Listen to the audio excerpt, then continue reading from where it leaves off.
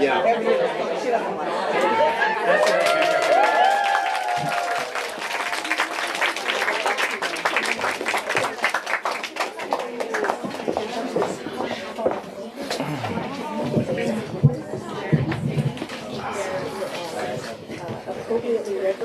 is good. Hi everyone, welcome. Thank you so kindly for joining us. I'm going to do a quick temperature check. In the back, can you folks hear me all right? Wonderful. Thank you back people, much appreciated. Welcome. Oh my gosh, look at all these people, Susanna. Not to like harp on it, but look at all of these beautiful faces. Welcome to Green Apple Books on the Park. My name is Car Johnson. I'm the event coordinator for Green Apple. And tonight I am very excited, over the moon excited, to welcome Susanna Kwan as we celebrate this pre-publication event for her debut novel, Awake in the Floating City. Let's give Susanna a hand.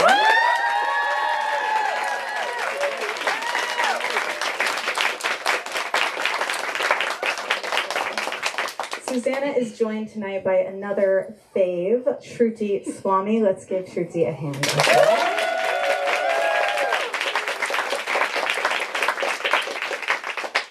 This is a very special evening. I will be brief. My job here is to be brief, so I can let these two take over and we can get to the fun celebrating part. But I would be remiss if I didn't say that this was a very special evening for us because Susanna has been a longtime friend of Green Apple, and to be able to host her for the release of this exceptional book is a total gift. And she's really been a part of the San Francisco literary community, and we, along with Shruti, who I also adore, are members of the Ruby in the house. Can we get a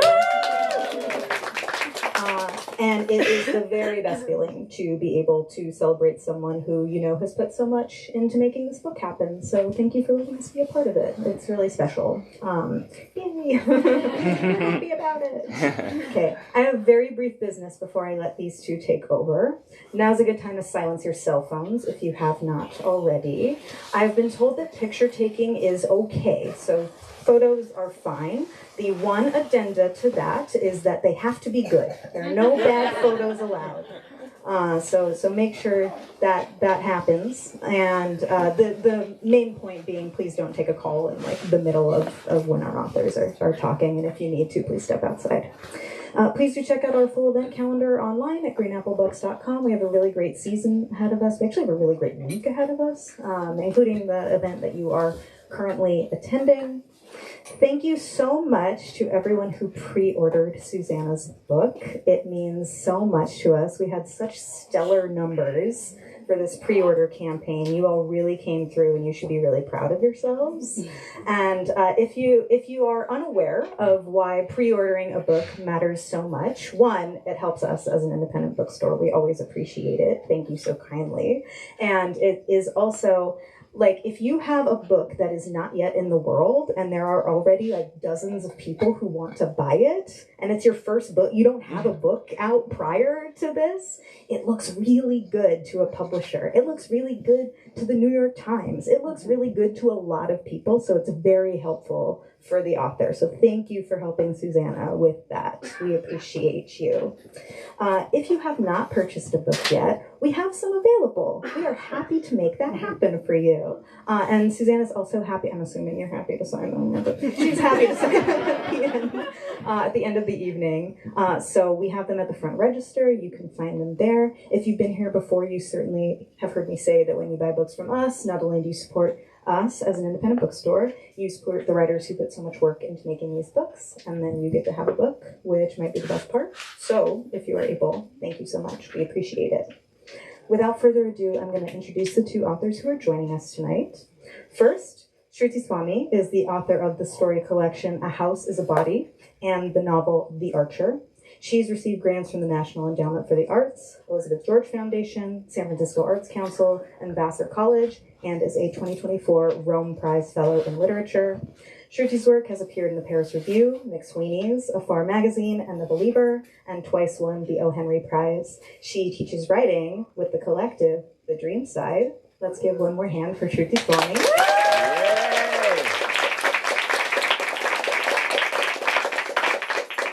And last but most certainly, not least, I hope you're ready to clap. Susanna Kwan is an artist and writer from San Francisco. Her work has been supported by fellowships from Kundiman, Story Knife, Oak Spring Garden Foundation, the Writers Grotto, and Vanderbilt University. Awake in the Floating City is her first novel, and this is the first of them celebrating that? This is the first time.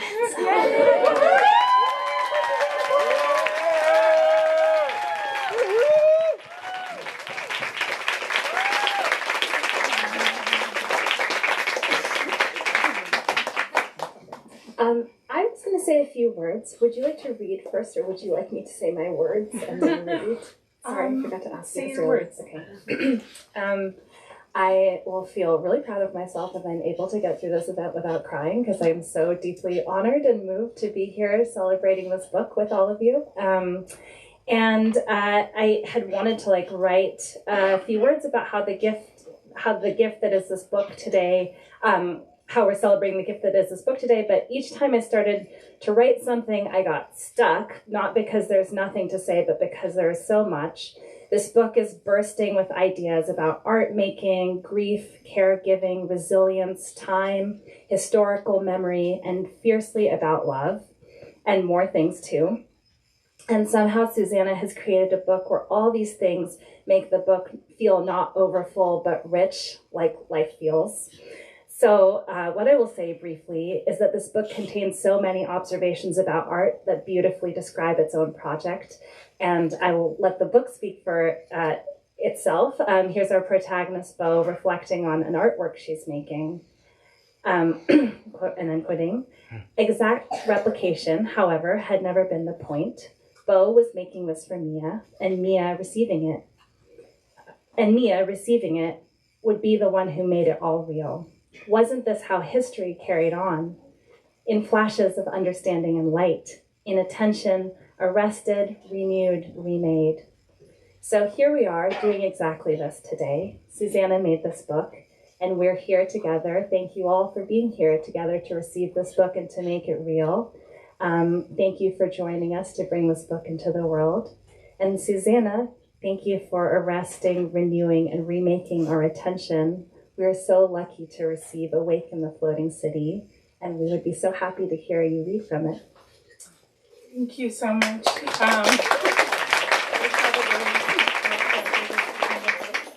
Some tears too, but it means the world to me to sit here with you and to be in this room with everybody. Thank you to Green Apple, a bookstore I've been coming to since I was very, very, very young on Clement Street. Thank you so much to Car for creating a warm, welcoming place for books and for writers, even when the world is really hard. Okay, I was gonna read from the beginning of the book, but I decided to read from a passage that partly takes place in the Sunset District where we all are. And this is a flashback, and Beau and her friend Joey are packing up some stuff because Joey's leaving San Francisco. Joey had, oh gosh. Can you hear me? Okay. Joey had been the first with the foresight to leave 11 years earlier.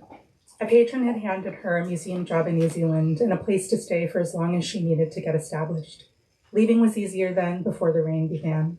Low-lying areas saw flooding most years due to rising seas, but elsewhere in the city, residents were largely shielded from the inconvenience and not yet looking to leave. Since you're stupid and in denial and not coming with me, come help me pack. When Beau resisted, Joey said, I'll let you choose one piece of art. The in-law unit she lived in a house close to the beach, had flooded twice, and the molding insulation and drywall her landlord had refused to replace in the interim had worsened her asthma and given her hives. On top of that, the wait for a mold remediation specialist or even a pump rental was weeks. I can't believe you're going, Beau said, as they sifted through Joey's things. Who's going to tell you how to fix your paintings in New Zealand? Who's going to stay up all night with me mixing greens? Joey waved her hand over her head. We're breathing in fungal spores, she said, handing Beau a mask. And you know this is going to happen again and again. Even if this house keeps standing, I'm not interested in making a ritual of evacuation and return. But I'll miss you. I will. Beau had long coveted Joey's small but refined collection of drawings and ceramics. Some of the pieces hadn't survived the floods. A pair of vases that held a single stem at a time had cracked in half, and the pernicious green fuzz that grew on seemingly every surface in the days after had proliferated in the space between works on paper and the glass of their frames. I'm tossing those, Joey said. I suggest taking one of those mugs, pretty and useful. Bo went to the refrigerator. I want this one, she said, pointing at a square portrait of Joey done in a quick wash. Come on, Rosie made that for me. Joey's ex-girlfriend had been cocky and insufferable, but her work was inarguably sublime. You said I could pick. Joey walked over to inspect the drawing. Fine, she said, touching the textured paper, but only so you remember my face and the good old days when we painted together. The cold had come in with the wind, which brought the smell of salt. They carried 2 folding stools onto the sidewalk and sat in the drizzle to take in the sun dropping into the Pacific 10 blocks down. Out this far west, it was still sand and earth and ocean. Vans without wheels rusted in the driveways. The rows and rows of wet, muted pastel houses had been there for over a century. Bo's mother used to joyride out here with girlfriends as a teenager, tearing through red lights, the walls of ice plants surrounding them in a roofless tunnel. But the highway that ran along the beach had been permanently closed for decades. Sand management was futile. Tractors would spend a full day clearing the pileups, but come evening, the wind would lift the beach and send it pouring back onto the road. It would only get worse in the coming years. Not long after Joey left, the sewage pipes started to blow, section by section, and a wretched stew of collective waste slopped onto the beach, contaminating the ground and seeping into the ocean. Every week, it seemed, the city issued another warning to avoid the water treatment plant area by the beach, just beyond the zoo fences that kept the giraffes and lions and elephants from wandering out to sea. Her uncle Winston had lived in a condo out by the water, where a baseball stadium once had stood, not far from the airport. Every evening, he took his rescue terrier on runs along the Bay Trail and celebrated with a half-hour's worth of cigarettes when they returned. This was before the Bay had come in and sunk the airport and subsumed the trail. Then his gout had become so unbearable that he'd had to give up meat and his favorite, asparagus, and then cigarettes too, 50 years into a smoking career. I never wanted one again, he said, but I miss going outside. I miss the habit. I miss having it as a reward. He'd gained 35 pounds he hadn't been able to shake since. He told Bo all this about 4 years earlier on her final visit with him before he'd moved, during one of Jensen's early campaigns to relocate everyone he knew to Canada, east of Vancouver, where he had just purchased a 4-unit apartment complex. Bo's mother had declined to join them. She was busy. Her life was here. She wasn't ready to uproot. They'd had a long argument about it, but she had mentioned to Winston that she wondered if Bo should go. Her prospects were already bleak, plus both cousins were only children. Wouldn't it be better for them to stay close? Come on, Bo said. She doesn't want to move, so she should understand why I don't want to either. I'm just telling you what she said, Bo. Winston touched the wall where the water had bubbled up through the paint. There's no sealant that could stop this. On a satellite map he pulled up, the city was a bright green spot surrounded by pale deserts and charred land, but the far northern regions showed vast swaths of continuous green. His condo sold fast, to his surprise. An anonymous overseas buyer offered cash and didn't seem to realize or mind that the bay was eating away at the coastline. Winston pushed aside his guilt and used the money for a 1-room cottage on Jensen's block. After he left, he ended every update to her with the reminder, look after your mom. Then, when her mother was gone, you have a futon waiting for you if you ever come this way. Stop there.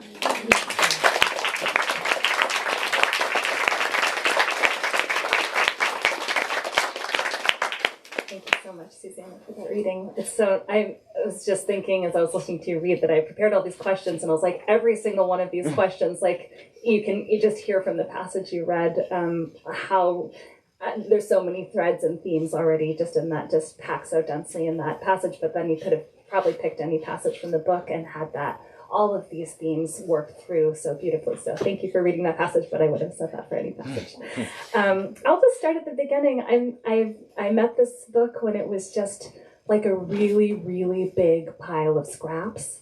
And from that gigantic pile of scraps, you've created a world and characters and a whole story. So I would love to hear you talk about the process of transforming so much writing and thinking into this beautiful book. Yeah, you were really there from the beginning. Yeah, this book started as scraps. I was writing and writing and writing with like no project in mind. And I did this for years. I started this book like seriously in 2018, but I've been working my way to it for a really long time. And like sometimes I was just following an image, sometimes I was following a word, I was like listening to how sentences sounded. I had like no concept of what the story would be at all. And at a certain point, I had like thousands of pages of writing and like no idea what was going on. And I was like, okay, I better just stop making these and see what I have here. So I looked at what I had and then the pieces started to talk to each other. And I was like sorting them and I put them next to each other and there's like this energy, that tells you something about what it wants to be and where it belongs. So I did that for a while. And I think that probably the place was the first more tangible thing that I came to. Like I knew it was San Francisco. I knew it was like very, very rainy. It's been raining for like 7 years on this book. And I had like a sort of an idea of somebody in a tall building, like looking out a window at the rain, but that was sort of it for a long time. And then eventually the characters came, like not in the form of the two main characters, Bo and Mia, but like a lot of different people. And so, I was sort of getting rid of characters and really trying to figure out who was there. I recently found this project description for like an application of some sort. And I described the novel as like happening in these 3 historical periods. And these characters were just linked by like having lived in the same building. I had not written, like this book didn't exist yet. So it was really interesting to kind of see, what was the same, but also that's just not at all how it turned out. Because at a certain point I realized, I think that these characters actually need to exist in the same timeline. It's so much more powerful to put them like in a direct relationship with one another. And that happened to be in the future. So yeah, then I had characters, yay. And then I needed, still fragments, and I needed to find a shape for them. And yeah, there was just this like constellation of stuff and I didn't know what the form would be for probably more years. And then once I found that story, it's really pretty simple. But it took so much work to kind of like shepherd all of those pieces in and then revise and smooth it out and make it make sense, take things in, take things out. I don't even really remember how it happened, but it did begin as a huge years-long mess that I had made and then finally cleaned up with the help of a lot of people. Yeah, wonderful. One of the main strands of this book is about caregiving. Bo is tasked with taking care. She is a professional caregiver as well as an artist, our main character, and she is tasked with taking care of her super senior neighbor who is in her 130s, named Mia. And Bo finds this care work, that there's a quality of care work that's really invigorating to Bo, who's in kind of in a state of grief and malaise when the book starts. And the quality of care work that is invigorating to Bo is a gentle, attentive listening. Bo cherishes Mia's history, which is in a lot of ways the history of the city, and in a way that like Mia's daughter herself is not able to, and a way that Bo herself was not able to cherish with her mother and be able to have these conversations with her own mother. So I just wanted to talk about the importance of care work in this novel, why it felt important to center this novel on this work, and what role listening plays into it. And also, I just felt like just the way that Bo immediately starts hearing these histories from Mia and has this like sense of recognition, like, whoa, this is something really special that needs to be saved, I just don't think that people really have a relationship with elders like that in this culture right now. I felt like that was a really rare thing to see that happen. And I wondered if you yourself had a relationship with an elder who inspired this kind of listening in your own life, if there was one. Yeah. Sorry, there's like 5 questions, which is sort of my style. It's also your fault because you wrote a really multi-layered book. So you can just choose whichever one of those questions you want to answer. Yeah, I knew pretty early on, once I had the characters, that it would be like in this caregiving relationship. One reason is that the labor of care is something that all of us are familiar with. We receive it, we give it. I think it makes the world run, but it's often not the subject of what we're looking at. And there was this task force that I served on like years ago about like the future of transit in the Bay Area, and my like role was super minor. I was there as like a bus rider. That was my contribution. But we were, our task as a group was to try to imagine possible futures, and then plan for them for like half of a century. How are people going to get around in the region, which is like another messy project. And some of the questions we explored were like, what if downtown isn't the center of commerce anymore? This was before the pandemic. What if like these really cool exoskeleton inventions like change jobs? But I was thinking, well, what's actually never going to change about work? And it's that we're going to need people to take care of us, and we're going to need to take care of people. So that was sort of the basic reason I wanted to center this relationship. Care is also like inherently relational, and in my writing I've realized like what I'm always trying to do is find the connection between like one thing and another thing. And yeah, so the way these two characters come together, it was just a natural fit. And then there's this stage of dying that a lot of people experience called the life review, where you're like looking back at all that has happened in the span of your life. And it's this like really necessary step of coming to terms with dying and coming to a peace with it. So I think that Mia's storytelling is a version of that. And, her family doesn't live there. Her like lifelong friend, Mrs. Cheng, is gone. But then this person, Bo, keeps showing up like 3 times a week, and she's listening. And Bo's there in a professional capacity. She's a caregiver, and she's grappling with her own really big questions and transitions. And hearing Mia's stories gives her something to start connecting with. And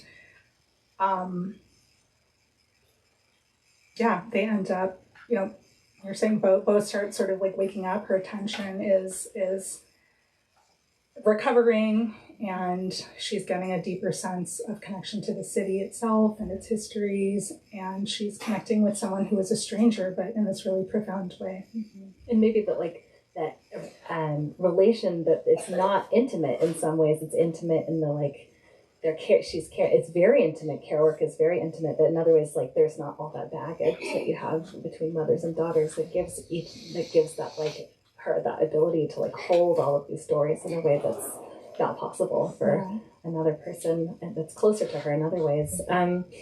Bo is a 4th generation San Franciscan, just like you. You're third, but she's 4th. Yeah, right. That's right, because she's 1 generation after you. Yeah. Because this book takes place in the 2050s. Yeah. So Bo's a 4th generation. Susanna's a 3rd generation. And Bo's never lived anywhere else but San Francisco. And most people she knows, including her closest family, have left the city despite these deep roots. And as the book goes on, she sees even more people leave. And her cousin has, at the very beginning of the book, her cousin has booked passage on a boat that she doesn't go. So those of us who live, this is one of the central questions of the novel, is Bo going to leave the city? And those of us who like lived for a while in San Francisco have this it's weirdly familiar, because there is this feeling that the city, and there are different forces at play in our world versus Bo's, but there's still, you lose a lot of friends here. This is a difficult city to live in, and we lose a lot of friends, and you actually have there's a lot of pressures that, we think like, we're seeing like the San Francisco doom spiral. We have this mythology of like the San Francisco, there used to be this like glorious San Francisco, and now we're living in this ruined city sort of. And I was just, so that element of the book felt very familiar to me, even though it's in this totally different context. And I was just so curious to hear you talk about Bo's stubborn allegiance to her home and her real reluctance. There's some real forces at play. The city has been inundated with massive flooding. It's been raining for 7 years. There's massive infrastructure problems. It's feeling increasingly unlivable. And yet Bo, it's not a no-brainer for Bo to leave, despite the fact that most of her family and family and friends have left. There's no familial ties to the city. So I just wanted to hear you talk about that. Do you think that do you think it's like a little delusional of her to stay, or can you just talk a little bit about what feels so important for her, what the pull is to the city? Yeah. I mean, I think, first of all, if I were living in the city that Bo is living in, I probably would not be here. So I do think there's a degree of delusion that she is so stubbornly choosing to stay in this place that, nobody in her life thinks there's any kind of possibility for her. But, you were saying before, this is the only home she's ever known. Like, where do you go if so much of your identity has been shaped by a place, even if that place has become unrecognizable? There are like all of these narratives of San Francisco that like make the news, or that are like in films about like the tech industry, or it's a very famous city, but those versions don't really match with my relationship to it, and I really wanted to look at those forces. To me, the city has always been a place full of like workers and artists and like healthcare providers and educators and like civil servants. It's just a really different version than we usually see, and like I'm not sure what happens after this book, but I wanted it to be a way to slow down and to take account of like what made the people that I know who have really deep ties to this city. What is it going to be like for the next generation? I want to ask you a question about time in this novel. So I'm just going to kind of read what I wrote, because it's a complicated question, as all my questions are. So in a certain way, this is a fairly linear novel that moves forward in time while dipping back into flashback every now and then. In other ways, the layers of the city, the lifespans and histories of Bo and Mia mean that there are so many time scales being inhabited. I'm going to quote from the book, everyone. That's what the archaeologists studying the Aboriginal people of Australia had called it, that seamless melding of time. You saw it when the great blue heron, that winged dinosaur, landed clumsily on the rooftop ledge, or when a construction site downtown, slated for a new housing development, regurgitated the ruins of an abandoned ship. And here, now, they inhabited a place that seemed to have so little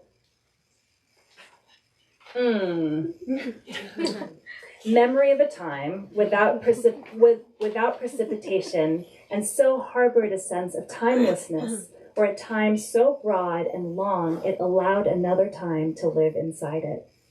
So this novel is set in the early 2050s, and I had this realization. So it's inhabiting, just by setting it in that place, it's inhabiting these timescales. Because I had the realization that Bo was born a few years before my daughter, who's a child right now, and Bo is in her 40s. Mia, the other characters, lived into her 130s. From the layers Bo mistakenly scrubs from Mia's walk, There's a scene where Bo is cleaning Mia's wok, and Mia is horrified to see that Bo has scrubbed it clean and all those layers of cooking. Or she was like, this is the very thing that makes the food so delicious. I spent so many years seasoning this wok and building it up. So even in the very minute detail of Bo scrubbing Mia's wok, to the piercing falls into memory about Bo's mother and all this history and future that permeates the book.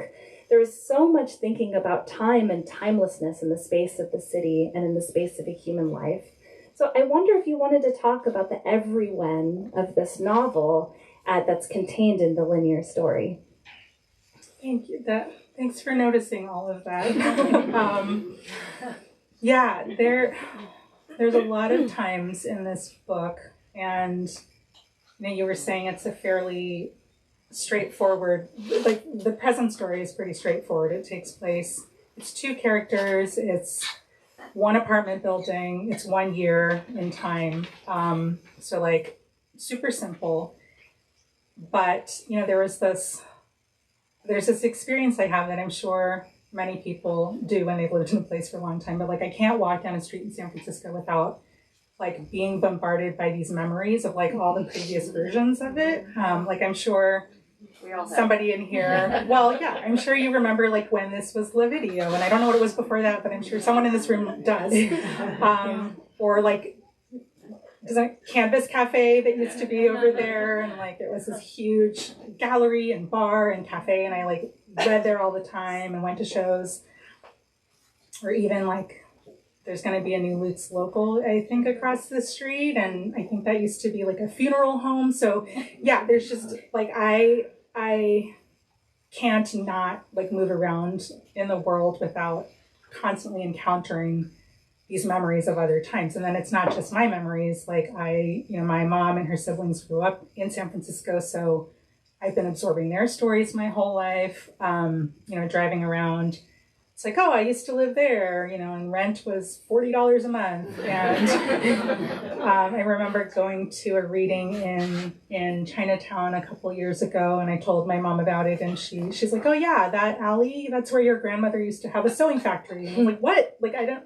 So yeah, there's like the familial layers, and then the bigger history of the city. And like for this book, I was particularly interested in Chinese American history. There's the Angel Island Immigration Station, and like the 1906 earthquake, the gold rush, like the establishment of ethnic studies at SF State. There are all of these just like really important parts of San Francisco history that are also part of Chinese American history and Mia and Bo's lives.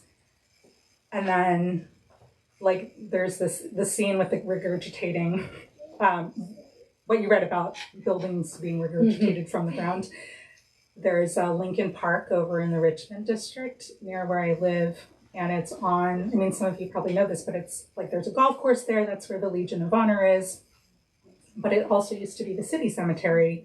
And there are like 10,000 bodies buried under there now, even now. So that like maintenance crews like are, encountering like these remains that sometimes like just pop up out of the ground. So like we're all just like walking on history all the time, even if we're not aware of it. So I needed this book to reflect that in some way. I didn't know how to do it, because again, it's like all of those fragments, like how do you actually find the shape for it? And, oh my God, or I just thought of another, you're like driving down the road and there's these rock faces and you see all the lines in the walls, and then suddenly you're engaging with like deep geological time, even though you were just like on a commute somewhere. So that, to give you an idea of how I'm thinking about time every day, and then the challenge of trying to write something that fits into a shape of a book that holds that. So I think the very simple frame that I came up with the two characters in 1 year, it allowed me to then like layer all of these other temporal realities into it, hopefully in a way that, your question is so beautiful that I feel like, okay, I think it's working. But yeah, it's a tricky a tricky thing. Yeah, it definitely is. Yeah, that's really cool to hear about. So, Susanna, you deeply revised this book while you were caring for your mom in the hospice. And I was profoundly moved by reading the depictions of caregiving in this book in that context, along with the descriptions of Beau's grief at losing her own mother and her feelings towards Mia as Mia starts to face her own death. I wondered if you wanted to talk at all about that experience in this context, or how that experience influenced the book. I know also that the revision of this book took place during that time, and you were also for many years before that kind of writing towards the anticipation of that loss. So if there's anything you want to say about that, I'd love to hear. Yeah, thank you for bringing her into the room. It's like so wonderful to see people from like every corner of my life. But yeah, she's missing from the room today, and she's like all over this book. And you know, you just said, you know, I've been working towards this moment, but I actually like didn't know that until more recently somehow, because you know, they say a book is much smarter than a writer at like any given moment, and that's really true. And I didn't realize how much Beau was teaching me. But yeah, I sold this book with my agent to my editor in 2023, and a few months later my mom got really sick and started hospice care, and then I became her full-time caregiver. And I again, I don't really know how those revisions went. I don't have a great memory of it, but I do remember, like, you know, sitting down with the manuscript and encountering these scenes that I had written like 3 years earlier that were then like happening detail by detail in my actual life. And this happened, you know, not just with caregiving, but when you set a book in the near future, like just things start to come true because you're just like talking about the world that you're observing now. But that was really disorienting. Like I had never expected to be suddenly like spending all of my time inside of a house with an older woman who was dying for the better part of a year. So I think what I realized, as I was wrapping up my final edits, was that Beau and also Mia arrived to teach me how to go through that. You know, like this book is about so many different kinds of loss, but that like a very specific one had clearly been something I was thinking about for a long time, and I must have like tricked my, you know, it's fiction. I don't know, like I don't know why I put that in there. And then it all just, you know, like the worlds were just woven together, and they, like, Beau is a really, really good caregiver, and writing her and following her really taught me how to also take care of someone at the end of their life, which is a cool thing for an invented person to do. And I'm really grateful to her for that. Yeah, sometimes I felt like I was reading a map for how to survive grief, and there's a lot of grief in this book on different scales, right? There's the grief of the personal loss of Beau's mother, and there's this climate grief, and that's grief that is iterated differently in this world than ours right now, but is something we're all experiencing. So I think there's so much resilience in this book also that it felt to me like a map of how to survive something that felt unsurvivable, that in imagination might feel unsurvivable. I guess that because I'm asking you about all this really heavy stuff, I want to also point out that this book is fiercely joyful, and there is so much insistence on everyday, ordinary beauty also, and that feels like a very deliberate choice. Beau is also an artist, and beauty is very important to her, and she's at work on a massive project through the course of the book. So I wanted you to maybe talk to us a little bit about beauty and joy in this book, and maybe thinking about beauty and joy as one of those something in our map of our source of resilience. as they are. Yeah, sorry, I'm just gonna. That's the end of the that's the end of the question. You can talk now.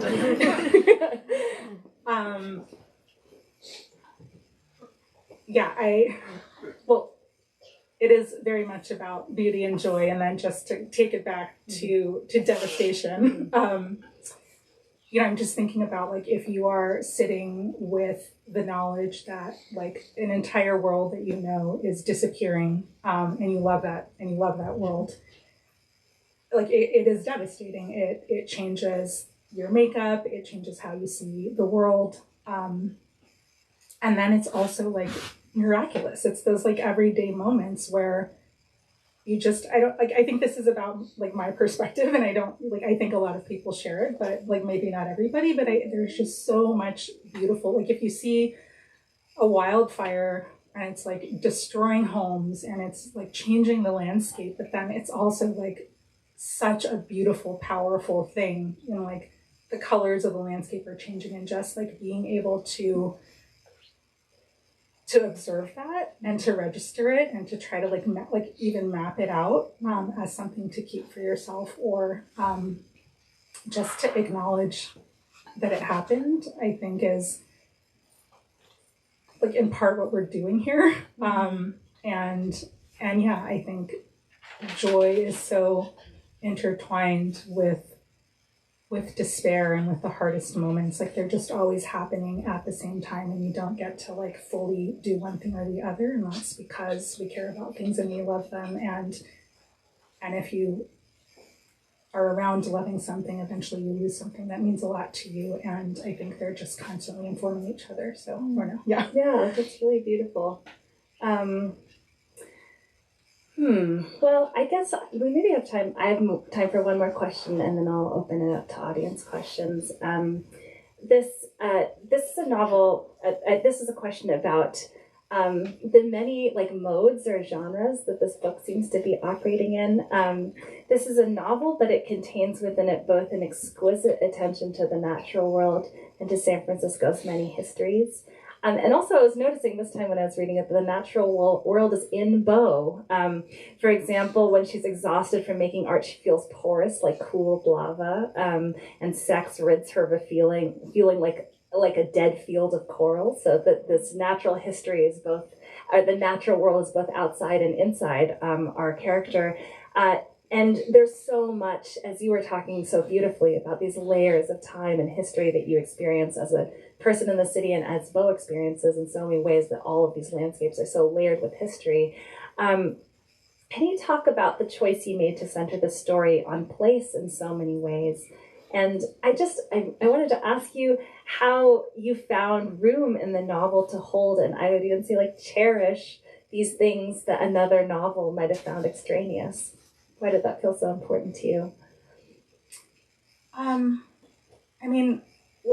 What I learned about making this book that a lot of people already like know is that it's this container for like all the things that a writer was obsessed about during like for years and years of making the book.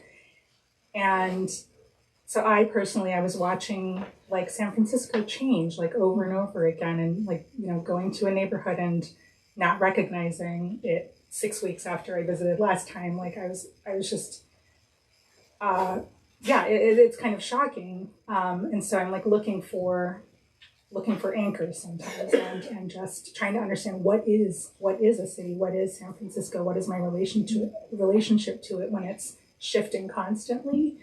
I was thinking about like climate change and following, journalists and watching these like catastrophic weather events happening here and everywhere, and just like, sitting with that while also just like writing my little fragments. And I was thinking, I was watching older generations age. I was thinking about end of life questions, and all of those things are about losing something important. And I think this book is about, it's so much about anticipatory grief, or like loving something that is still here, but it's about to vanish. And So I don't know, like I don't think much about genre when I'm writing, and like obviously not about plot until much later. So what I was doing was just like following these questions and these interests and letting them layer together and fold into each other, and so it becomes this like form that holds all of those different things, and they can't really be, pulled out from one another. Yeah. Okay. I have one quick question, and then I'll open up to audience. Sure. Susanna, what are you working on now? I have no current writing project, but I am going to start teaching soon with a teaching collective called The Dream Side with you. And, we'll have some flyers if you're interested, but I'm really looking forward to it. We're going to have a retreat in August, and I could just really use something like what we're designing to reconnect with the senses and with creative practices, and to do it in community.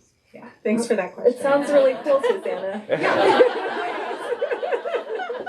Okay, wonderful. Well, it seems like I bet that there's a lot of urgent questions from the audience, so I will open it up to you all. Does anybody have any questions for Susanna? She will answer them.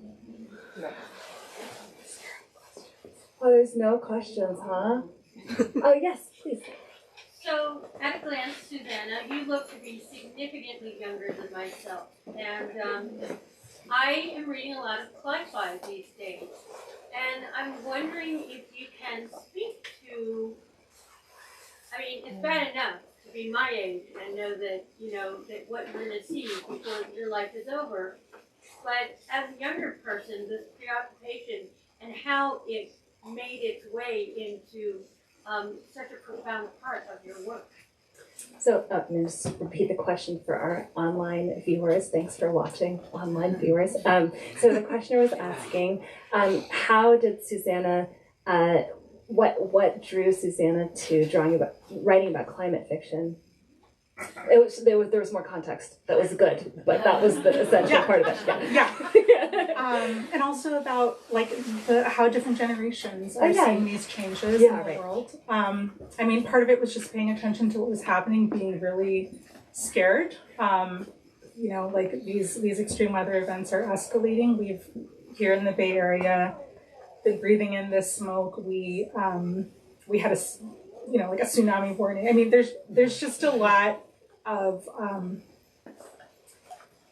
there's a lot of climate events, and I am thinking about it constantly. There is a book I read early on in the drafting process called The Great Derangement by Amitav Ghosh, and the Great Derangement is basically this long essay about how future generations are going to look back at the literature that we made, and they're going to see how deranged we were for ignoring what was happening. Because, there are actually a lot of books now about climate change, but when I started this in 2018, there really weren't.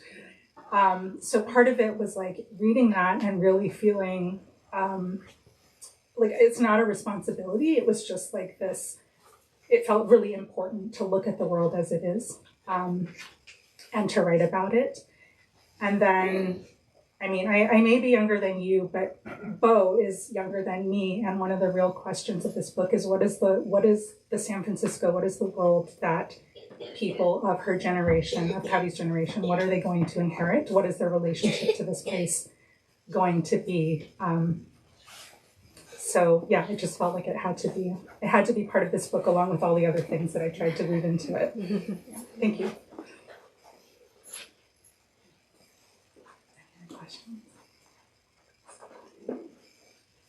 I have a loose question. I guess, well, maybe it's a comment. I was fascinated by the early, like how you were describing when you were first starting the novel and just writing hundreds, if not thousands of pages and working through fragments. And I guess I'm kind of curious what was pulling you along through that part. Was it like, oh, I'm writing a novel right now? Or was it like a different type of exercise that eventually formed into a novel? So this is a question about Susanna's process. When Susanna was writing thousands and thousands of scraps, what was pulling her through to create a novel out of these thousands of scraps?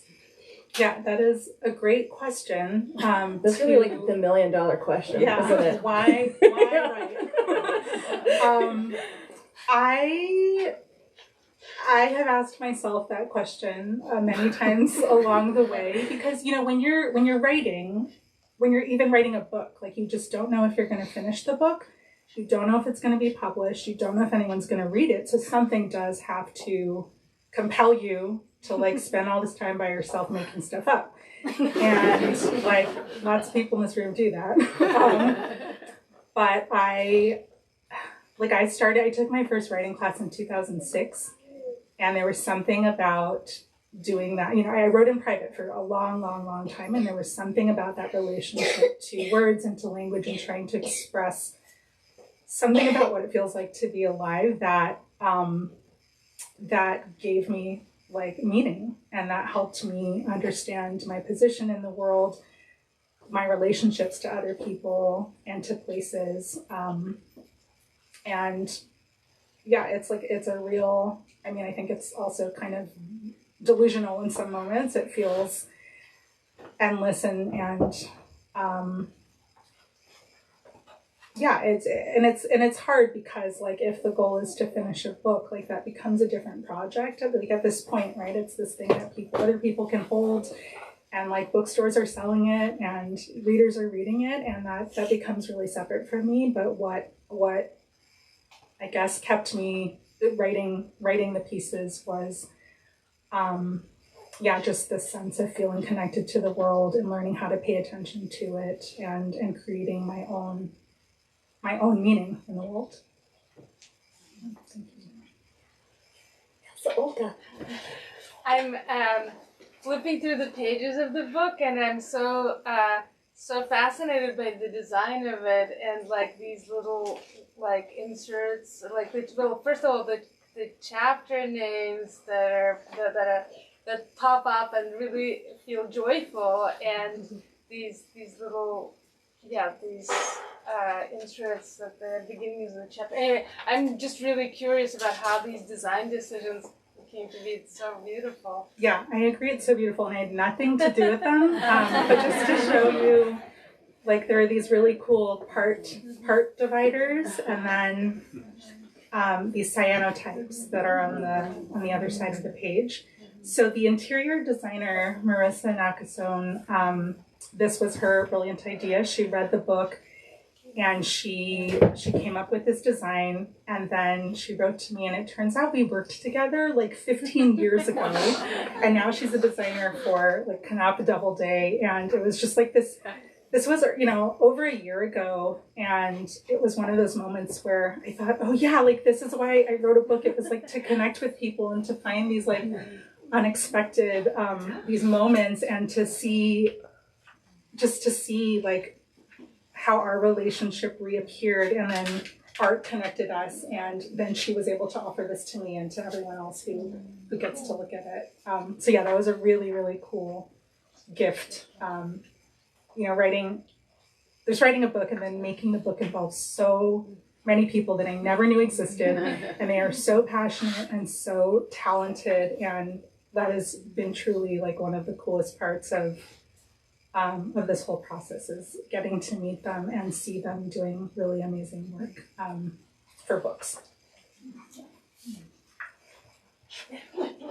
Your mom is the one who got me to go to the Chinese genealogy class, right?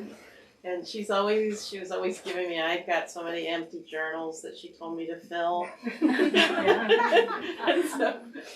But I think I'm really excited that you sound like you've incorporated so much of her sense of history. I'm excited to hear that there's something about San Francisco. Of course, I am third or fourth generation San Franciscan. And I am blown away. I'm very proud of you. And she pulls out this thing and says, "This is our family history from 2,000 years ago." I can't believe how much she had done. Yeah, I am really lucky that she and also my Auntie Nancy and also my cousin April are like super interested in genealogy and family history, and they I have just collected. I've been listening for a long time and collecting those details and scraps. But I remember she took me to the National Archives in San Bruno once, and I was there with these transcripts of my grandfather's. He was 8 or 9 years old, being interrogated by immigration officials on Angel Island. And there's just there's a transcript about it in our national records. It's really incredible. Yeah.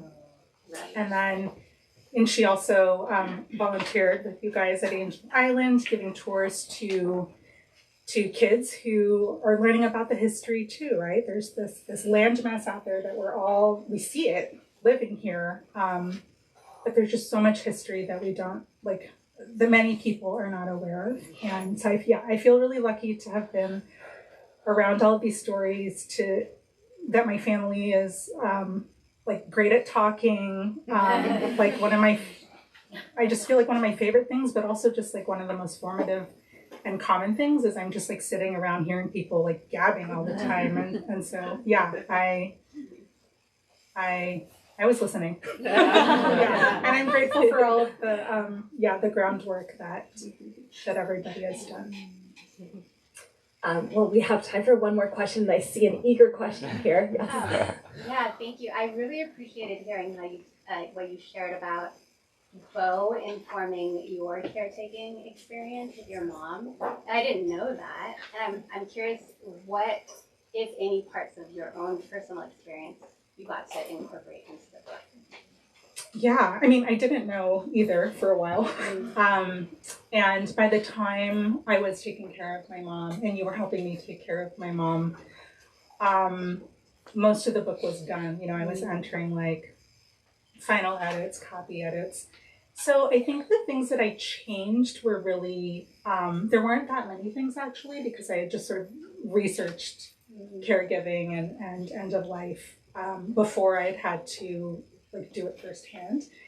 And one detail is there was a scene where Bo is, I think, carrying or lifting Mia, and I described her as super light, and then I was oh my god, a 70-pound person is actually so heavy when they can't move themselves. And so I changed that. So I think just tiny things like that had sort of escaped me on one of the passes. But strangely, a lot of it was already correct. Yeah. I think that's a product of deep listening. That's you've been listening the whole time, and you weren't totally conscious that what you understood, but you've been paying such close attention. I think when we predict the future with our work like that, it's because we just paid such deep attention. And what a gift of attention this book is. We are all out of time for questions, so let's give Susanna one.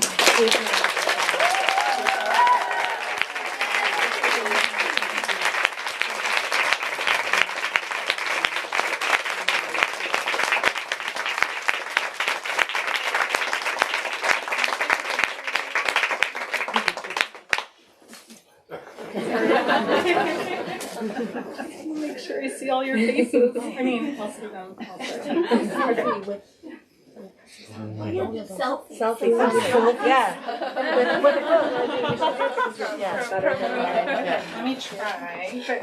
Everyone who has a book, hold it up. I'll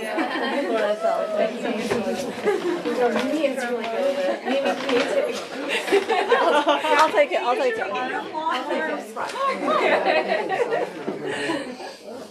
Why don't you go there? I'm just telling your phone. Jump out there. I don't know. Do you want to pull up your book also? There's so many of you. I'm going to take it in two parts. Let's do it together. Okay. 1, 2, 3. Awake! Okay. 1, 2, 3. Hello.